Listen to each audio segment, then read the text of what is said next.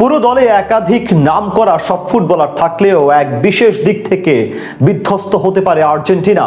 Lionel স্কালোনির স্কোয়াডে এমন এক দুর্বলতা আছে যার কারণে শুরু থেকেই ভুগতে পারে আকাশী নীলরা, এমনকি বাদ পড়তে পারে নকআউট পর্ব থেকেও।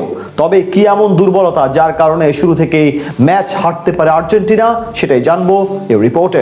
দুনিয়ার সেরা দল আর্জেন্টিনা এবার তেমনই বিশ্বকাপের জন্য অসাধারণ বহর নিয়ে আমেরিকা, মেক্সিকো এবং কানাডায় পাড়ি জমানোর সিদ্ধান্ত নিয়েছেন লিওনেল স্কালোনি। চমকে ভরা শক্তিশালী স্কোয়াড তৈরি করেছেন তিনি, জানিয়ে টানা দ্বিতীয়বারের মতো বিশ্বকাপের শিরোপা জয়ের জন্য প্রস্তুত আকাশী নীল জার্সিধারীরা। তবুও এক বিশেষ দিক থেকে চিন্তায় পড়তে হবে তাদের টিম ম্যানেজমেন্টকে, যার জন্য পুরো টুর্নামেন্টে পড়তে হতে পারে কঠিন বিপাকে। এমনকি আসলে শুরুতে এই দুর্বলতার কারণে হোঁচট খেতে পারে ডিফেন্ডিং চ্যাম্পিয়নরা।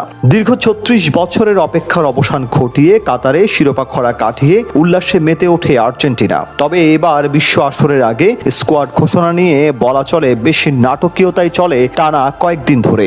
সেই সব আলোচনা ও গুঞ্জনের অবসান ঘটিয়ে দুদিন আগে 26 জনের নাম ঘোষণা করেছেন স্কালোনি। সেখানে একটি পজিশনের জন্য মহাবিপদে পড়তে পারেন তিনি, কারণ দলের মাঝমাঠ এবং আক্রমণ ভাগ যতই গুছানো বা নির্ভরযোগ্য মনে হোক না কেন, মাঠের একটা নির্দিষ্ট জায়গা এখনো আর্জেন্টিনার পুরো প্রজেক্ট এবং থিঙ্ক ট্যাঙ্ককে ভাবিয়ে তুলছে।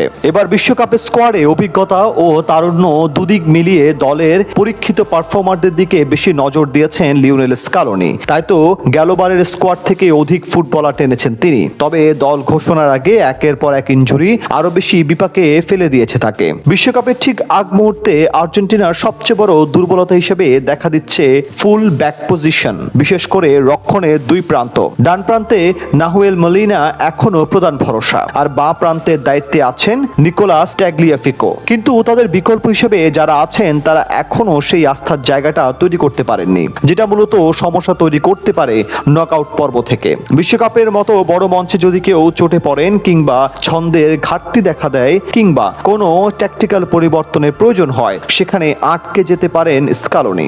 এই পজিশনের জন্য যাদের বিকল্প ভাবা হচ্ছে তারা কেউই স্টার্টিং একাদশে থাকার মতো নয়। গঞ্জালো মন্তিয়াল, ফাকুন্দো মেদিনা কিংবা লিসান্দ্রো মার্টিনেসকে বিভিন্ন সময়ে জরুরির প্রয়োজনে এই পজিশনগুলোতে খেলানো হয়েছে ঠিকই, কিন্তু ফুল ব্যাক হিসেবে তারা কেউই পুরোপুরি মানানসই নন, যেটা তাদের বিপাকে ফেলতে পারে। কোনো মতে গ্রুপ পর্বের বাধা অতিক্রম করতে পারলেও নক আউটের বড় বড় টিমের সাথে খেলতে হবে, তখন কি করতে হবে সেই চিন্তায় ফেলতে পারে আর্জেন্টাইন টিম ম্যানেজমেন্টকে। তবে সেক্ষেত্রে কাজে লাগাতে হবে স্কালোনির সেকেন্ড প্ল্যানকে। তার কৌশলগত সিস্টেম এটাও দেখিয়েছে যে ফুল ব্যাকরা যখন তাদের ধারাবাহিকতা হারায়, তখন দল তার স্বাভাবিক মাঠের দুই প্রান্তের প্রসারতা নিখুঁতভাবে নিচ থেকে আক্রমণ গড়ে তোলে এবং রক্ষণ ভাগের ভারসাম্য ধরে রাখতে রীতিমতো হিমশিম খায়। তাছাড়া দলে লিওনেল মেসি সহ মূল খেলোয়াড়দের উপস্থিতি এখন তাদের প্রধান শক্তি, সেটা আবার স্বস্তি দিতে পারে আর্জেন্টাইন সমর্থকদের। তাই এখনই হতাশ হওয়ার কিছু নেই।